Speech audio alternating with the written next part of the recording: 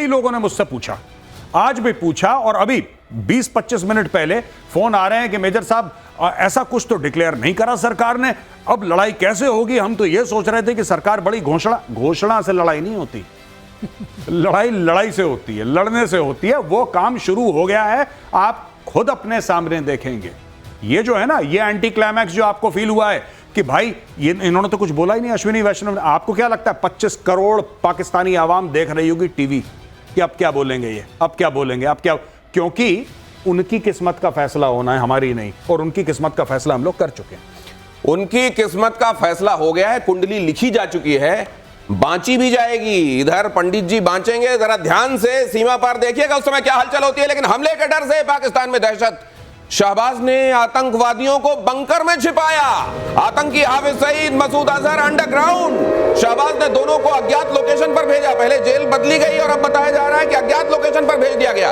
आतंकवादियों की बार बार location change की जा रही है। मुझे लगता है मेजर, आप लगातार ये कह रहे हैं जी कि उनको मारने से कुछ नहीं होगा, जाके असीम मुनीर को पकड़ो जी, और ये बार बार उनकी लोकेशन बदल बदल कर ये दिखा रहे हैं, नहीं नहीं इन्हीं को पकड़ना, इन्हीं को मारना, भाई उसको छोड़ देना। मुझको लग रहा है ये वही करने में लगे हुए हैं। ये इनके एक्चुअली, जैसे कि हर एक फौज की रेजिमेंट होती है ना, ये लश्कर तैयबा भी पाकिस्तानी आर्मी की एक रेजिमेंट है, वैसे ही है। उनको इतनी ही इज्जत मिलती है। वो पूरे पाकिस्तानी आर्मी के एसेट्स यूज करता है, हाफिज सईद उनका हेलीकॉप्टर यूज करता है, उनके ऑफिसर मैसेज यूज करता है, सारा कुछ वो एनमेज्ड है पाकिस्तान आर्मी में। अब जो आपने बात बोली कि भाई ये जो हाफिज सईद है, इसको यहां पे छुपाया, वहां पे छुपाया, इस पाकिस्तान, देखिए पाकिस्तान ने इसको 35 साल जेल की सजा दी थी। आपको भी पता है, आतंकवाद के किस्से में इसको बोला था 35 साल जेल। ये दुनिया भर में दंदनाता फिरता है और दुनिया भर में स्पीचेस देता है। एक हफ्ता पहले इसने स्पीच दी है, 2 दिन बाद पहलगाम के, कि हम ये कर देंगे, हम ये कर देंगे, हम जिहाद लड़ेंगे। तो ये सब होता रहता है पाकिस्तान में, ये उनका दिखावे का मामला है। लेकिन ये सवाल यह है, आसिम मुनीर कहां है? असीम मुनीर कहां है वो, और क्यों उसके जो सैनिक हैं वो न सिर्फ अपनी पोस्ट खाली कर रहे हैं, बताया जा रहा है इंटरनेशनल बॉर्डर के उस तरफ कई जगह पोस्ट ऐसी जहां से वो नदारद हैं, अब सैनिक वहां से भाग गए, वो झंडा भी उतार ले गए। ये शुरू होने से पहले ये हाल है। बिल्कुल सही कहा दिनेश। आसिफ मुनीर आतंकवाद कर सकता है, सोए हुए या ऐसे जो हमारे जिस समय कोई असावधान है हमला कर सकता है, सिविलियंस के ऊपर प्रोफेशनल लड़ाई नहीं लड़ सकता है, क्योंकि जहां उसकी बात शुरू हुई वो गायब हो गया। एक चीज मैं और कह रहा हूं आपसे, आपको शायद पता ही, लोगों को अपने बच्चों को बाहर भेज रहा है, अपने जितने पैसे वैसे हैं उसको बाहर भेज रहा है। वो बाकी जनरल लोगों की तरह जो पाकिस्तान के हैं बाहर जाने की तैयारी कर रहा है और छुप गया है। ये उनके बहुत बड़े असेट्स हैं जिनको वो बचा रहे हैं। सोच रहे हैं बाद में यही काम आएंगे। ये काम तब आएंगे जब हम छोड़ेंगे। कहां छुपोगे, कहां छुपोगे? और श्रीवास्तव सर के पास तो आज एक बड़ा इंपॉर्टेंट एंगल आपके साथ डिस्कस करने के लिए है। वो न्यूक्लियर वाले थप्पड़ को लेकर कोई एक अहम बात करने वाले हैं, और विक्रम सिंह साहब आपको जो बताने वाले हैं, यकीन जानिए वो हैरान कर देगा। लेकिन उससे पहले advisory, national security advisory board, इसका रिवैम्प किया जाना, ये क्या कहता है? जरा ये ब्रेकिंग फ्लैश कीजिए। ये ग्राफिक्स ये हम आपके सामने लगातार फ्लैश कर रहे हैं। ये देखिए, वहां पर चेयरमैन से लेकर ये टीम में बदलाव जो है, इसको आपने गौरव कैसे देख? जी देखिए, ये इसको रिवैम्प करा है, और जोशी साहब क्या इसको वॉल पर आप डाल सकते हैं? प्लीज इसको अगर आप वॉल पर डालें तो मैं ये भी चाहूंगा कि गौरव आर्या वहां पर एक्सप्लेन कर सकें कि इसका मतलब क्या है और ये बदले जाने के मायने क्या है। लेकिन तब तक ये हुआ क्यों है, क्यों किया गया है? जी देखिए, मुझे लगता है तो गिव इट मोर टीथ, इसको और पावरफुल और पोटेंट बनाना। ये करती क्या है बॉडी? ये प्लानिंग करके नेशनल सिक्योरिटी काउंसिल को बताती है। This is essentially a planning. आप इसको एक बहुत सुपर एलीट थिंक टैंक मानिए, ठीक है नहीं? आप मानिए कि सुपर एलीट थिंक टैंक है। अब जैसे इसमें लेफ्टिनेंट जनरल, तो ये इनका काम क्या होता है? स्वॉट एनालिसिस सिचुएशन का, नॉट ओनली स्वॉट एनालिसिस, ये आगे चल के क्या होगा, इसका क्या इंपैक्ट होगा अगर हम ये एक्शन लेंगे, दुनिया भर में क्या हो रहा है। ये एक बड़ा क्लोजली हेल्ड इंटेलिजेंस। देखिए, उसमें 2 पुलिस ऑफिसर्स हैं आईपीएस, एक आईएफएस ऑफिसर है, एक आर्मी के ऑफिसर हैं, एक नेवी के हैं, एक एयरफोर्स के हैं, और जो आर्मी के ऑफिसर हैं वो लेफ्टिनेंट जनरल एके सिंह रिटायर्ड, जो पूना में थे पोस्टेड, सदर्न कमांड के हेड, और टॉप पे हैं फॉर्मर चीफ ऑफ रॉ। ये देखिए साहब जी, प्लीज अगर आप इसको एक्सप्लेन करें। ये आलोक जोशी साहब हैं, पूर्व चीफ हैं, ये रॉ के सेक्रेटरी रॉ, और ये एयर मार्शल पीएम सिन्हा, पूर्व वेस्टर्न एयर कमांडर। ये देखिए साहब, लेफ्टिनेंट जनरल एके सिंह, पूर्व सदर्न आर्मी कमांडर हैं जी, ठीक है जी। यहां पे आप देखिए रियर एडमिरल मोंटी खन्ना, पूर्व कमांडेंट एनडब्ल्यूसी गोवा, और ये this is naval war college by the way, NWC. मैं बता दूं कि नेवल वॉर कॉलेज की बात कर रहे हैं। ठीक है। ये वहां पे हैं राजीव रंजन वर्मा, ये पूर्व आईपीएस हैं, मनमोहन सिंह पूर्व आईपीएस, और वेंकटेश वर्मा आईएफएस, यानी कि फॉरेन सर्विस का, international affairs, geopolitics, internal security. यहां पे देखिए navy, army, air force and over. देखिए ये जब अपॉइंटमेंट आप चेयरमैन करते हैं ना आलोक जोशी साहब की, आप बेसिकली सबको ये कह रहे हैं कि all this is intelligence focus, external intelligence focus. अब ये क्योंकि इसमें आईपीएस भी शामिल किए गए हैं। विक्रम सिंह सर, ये जो ब्रेन्स हैं, जिनको एलीट ब्रेन, हमारी सबसे एलीट एग्जामिनेशन को पास करने के बाद, इतने तजुर्बे के बाद जब ये लोग जुड़ते हैं, तो क्या ये ऐसे प्रिडिक्ट कर सकते हैं कि ये होने के बाद ये होगा, ये होने के बाद ये होगा? क्या इस तरीके से चीजें प्लान और प्रिडिक्ट हो सकती हैं? दिनेश जी, आईपीएस ऑफिसर जिनका चयन हुआ है, इनमें से सबको मैं जानता हूं व्यक्तिगत रूप से, और मैं कह सकता हूं कि इनकी व्यावसायिक दक्षता बहुत उच्च कोट की है, और इनका जो अनुभव है, इनकी जो कैपेसिटी है, ability to foresee, anticipate, plan and execute, ये अभूतपूर्व है। तो ऐसे मौके पे जब आप you putting your best foot forward, naturally आपने जब बेस्ट टैलेंट को लिया है, सबसे अच्छी प्रतिभा का आपने चयन किया है, इसका मतलब आपने स्वॉट की बात की थी, स्वॉट तो बहुत पीछे चला गया। ये एंटिसिपेट, प्रिडिक्ट एंड ऑल्सो की दुश्मन के तर्कस में कितने तीर हैं, इससे पहले कि वो कुछ सोचेगा, इनके पास उसका समाधान पहले रहता है। ये इनको दिखाई देता है, वहां ये पारदर्शी तरीके से देख पाते हैं, जहां एक लेमैन को सब कुछ लगता है कि यहां तो कुछ है ही नहीं। अब जरा इधर चलिए अरब सागर की तरफ। एक नेवी ऑफिसर की जान भी पहलगाम में गई है, और यह कहा जा रहा है कि इस बार असल में जब यह प्रतिशोध होगा तो पहला बार नेवी की तरफ से हो सकता है। अरब सागर में अलर्ट मोड पर नेवी बैटल ग्रुप, नेवी की ताकत से पाकिस्तान के छूटे पसीने।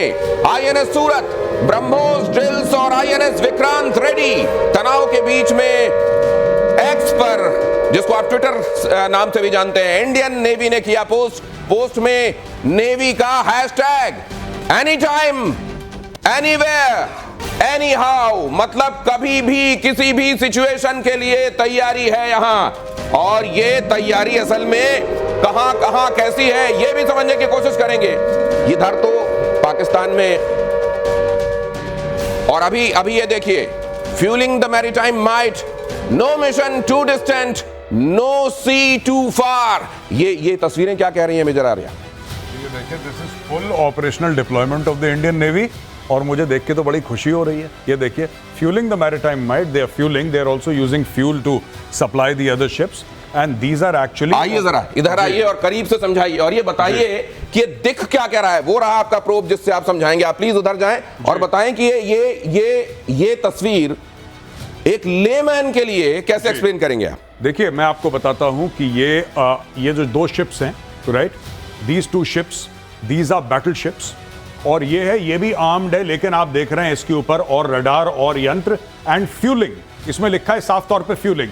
तो फ्यूल का ये लोग फ्यूल कर रहे हैं, यानी कि लंबा अपना सी में ज्यादा देर तक ये ऑपरेशनल हो पाए, उसलिए नो मिशन टू डिस्टेंट, कितना भी दूर हो। मुझे ऐसा लगता है, और मेरे पास ऐसा कोई प्रूफ नहीं है, मुझे ऐसा लगता है कि अरब सागर में है ये अरब सागर ही है। हालांकि वहां पाकिस्तान में ये प्रचार भी किया जा रहा है कि उन्होंने अपना जो जंगी बेड़ा भेजा था, वो हमारे शिप्स को देखकर ऐसा हुआ कि वो कर्नाटक में कारवार, उसका जो अपना डोमेस्टिक जहां पर जाकर वो खड़ा होता है, वहां पर वापस भेज दिया गया। ये दुष्प्रचार भी उधर चल रहे हैं। देखिए साहब, यहां तक बोल दिया कि जो नदन आर्मी कमांडर है उन्होंने रिजाइन कर दिया। लीजिए, ये देखिए साहब, नदन आर्मी कमांडर ने डर के मारे ये कह रहे हैं पाकिस्तानी रिजाइन कर दिया है, और जो तारड़ है उनका मंत्री, वो व्हाट्सएप के स्क्रीनशॉट लगाता है वो, और वो कहता है कि हमने इंडिया का प्रोपेगेंडा एक्सपोज कर दिया। पाकिस्तानियों के बैंक अकाउंट में भारत लाखों रुपए डाल रहा है आतंकवाद करने के लिए। तो मैंने ट्वीट करा, मैंने बोला भैया टीडीएस वीडीएस काटे थे कि नहीं काटे थे प्रॉपर? आप ये समझ लीजिए कि भारत को कोई पाकिस्तानी आतंकवादी चाहिए, और हम उसके बैंक अकाउंट में पैसे डाल रहे हैं। तो ये तो आपने देख लिया कि वहां किस तरह झूठ बोलने की कोई इंतहा पाकिस्तान में नहीं होती। लेकिन इस जगह पर अगर आप क्लोज करें, ये कुल मिलाकर ये दिखाया जा रहा है कि जैसे मिड एयर फ्यूलिंग होती है जब फाइटर जेट्स जाते हैं, उसी तरीके से समंदर के बीच में अगर रिफ्यूलिंग होनी है तो ये देखिए, ये पाइप है और यहां पर जाकर ये इसका एंड दिखाई दे रहा है, और यहां पर ये रिफ्यूलिंग हो रही है। इस बीच क्यों हो रहा है ये, और अरब सागर में भारत की भ्रुकुटियां टेढ़ी होने का मतलब क्या है, जरा उसको फ्लैश कीजिए और बहुत जल्दी से ये सिग्निफिकेंस भी आपको दिखाते हैं। ये तो आपने देख लिया कि कोई भी मिशन हमारे लिए बहुत दूर नहीं है और कोई भी समंदर हमारे लिए बहुत बड़ा नहीं है, ये तो हमने दिखा दिया। और ये अब इस जगह पर आ जाइए मेजर आर्या, एक बार फिर से आप इधर आइए प्लीज। ये जो हम दिखा रहे हैं, ये क्या इन जगहों पर इस थ्रेट को ऐसे ही परसीव किया जा रहा है? देखिए सबसे मतलब क्या 71 वाला डर फिर से लग रहा है इनको? नहीं, वो तो है ही, वो तो है ही। और रजिस्टर्ड टारगेट नेवी के उनमें से एक होगा ये। आप जरा इसको थोड़ा सा ब्रॉड करिए, थोड़ा सा बड़ा करिए इसको, तो मैं जाके आप आइए प्लीज, आप इधर आइए और इधर समझाइए। मैं इसको ऑपरेट करता हूं, आप बताइएगा कितना बड़ा रखना है कितना छोटा। जी बताइए। जी मैं थोड़ा इसको जूम कर रहा हूं, ये लीजिए। बेहतर है, बिल्कुल बेहतर। हाँ। ये देखिए साहब, ये जो हम लोग कहते हैं Bin Qasim port, this is actually the port. हाँ। और ये जो दूर मैप पे दिख रहा है ना आपको, दूर नहीं है एक्चुअली, ये काफी पास है।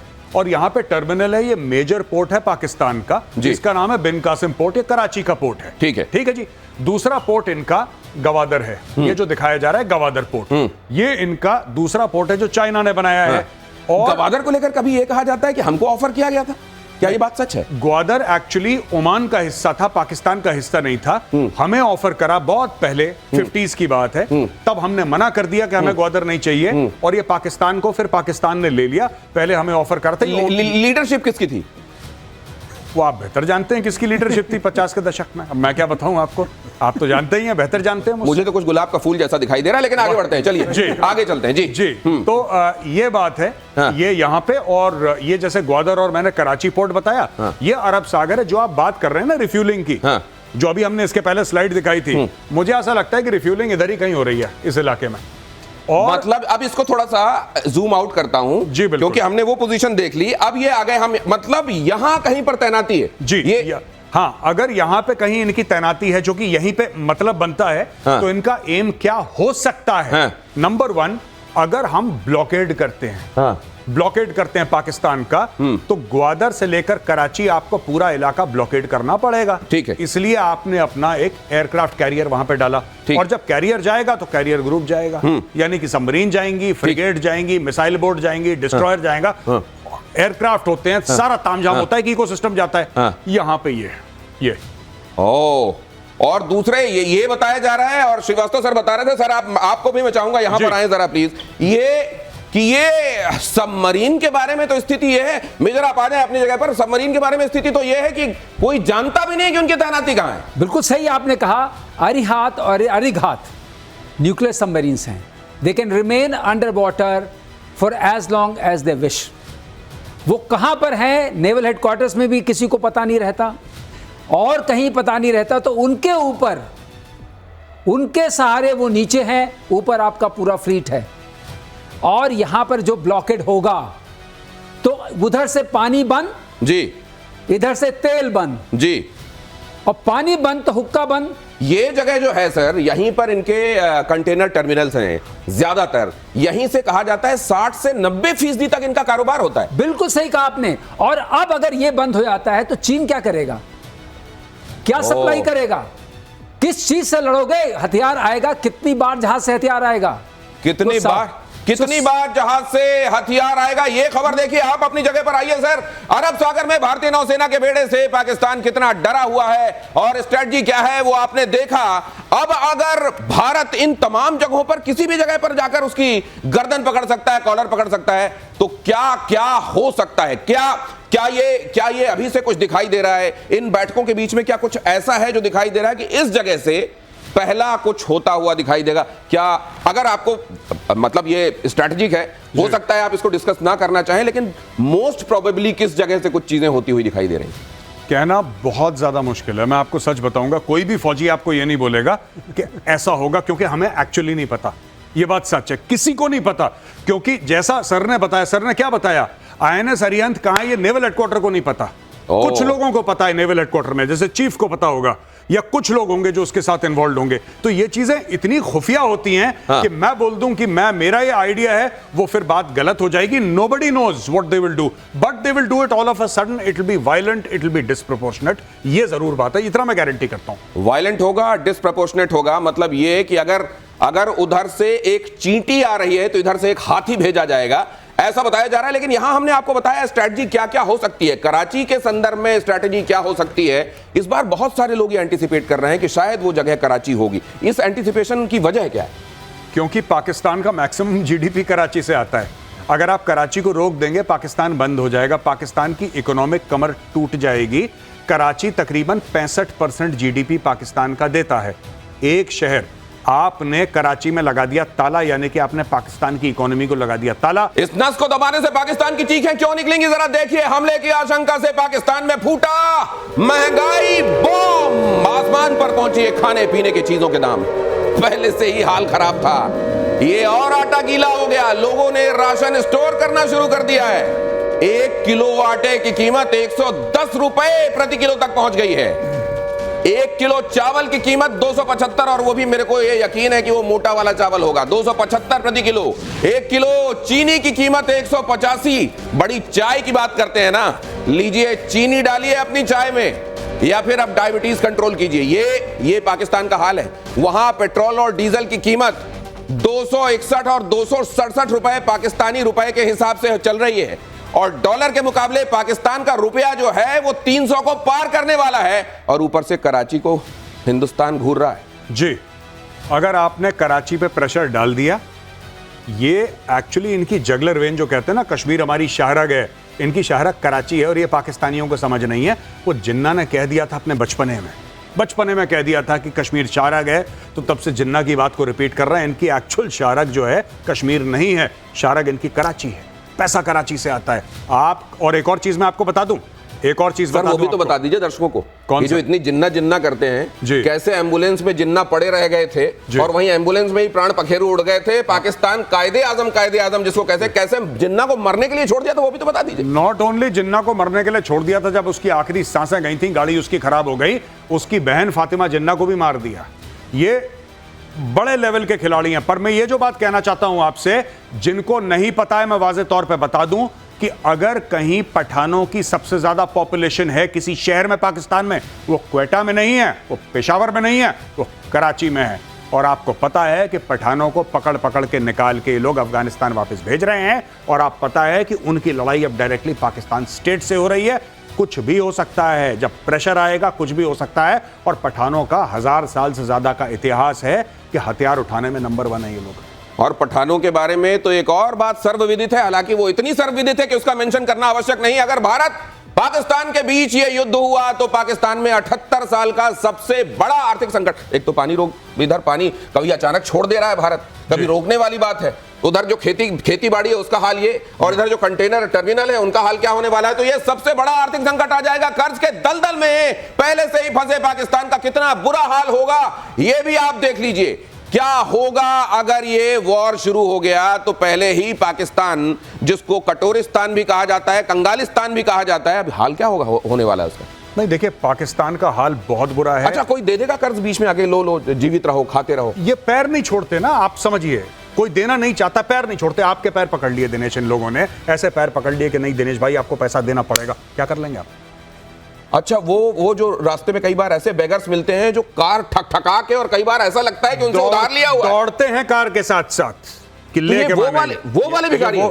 अभी देखिए पहलगाम में अटैक हुआ, भारत ने बोला, क्या मोदी जी ने बोला कि छोड़ेंगे नहीं, ये सीधा पहुंचे बीजिंग पहुंचने के बाद बीजिंग से बोला कि हमें कुछ और करेंसी स्वैप करनी है। तो इन्होंने बोला कि 1.4 बिलियन उससे पकड़े। अब ये IMF से दोबारा बात कर रहे हैं। ये एक भिखारी, ऐसा नहीं है पाकिस्तान भीख मांगता है कि एक समय पे एक बंदे से भीख मांगे, नहीं, इसके 4-5 जगह भीख मांगता है, कहीं 2-3 जगह से निकल जाए, कहीं तो किसी जगह से भीख मिल जाए। क्या कहा गया जरा ये भी देख लीजिए। पाकिस्तान के विदेश मंत्री क्या कह रहे हैं? हालांकि वहां इस समय वो मुंह में वो बीमारी हो जाना जिसको कहते हैं कि आपको डायरिया हो जाना, असल में मुंह की तरफ से वो वाली स्थिति हो गई है।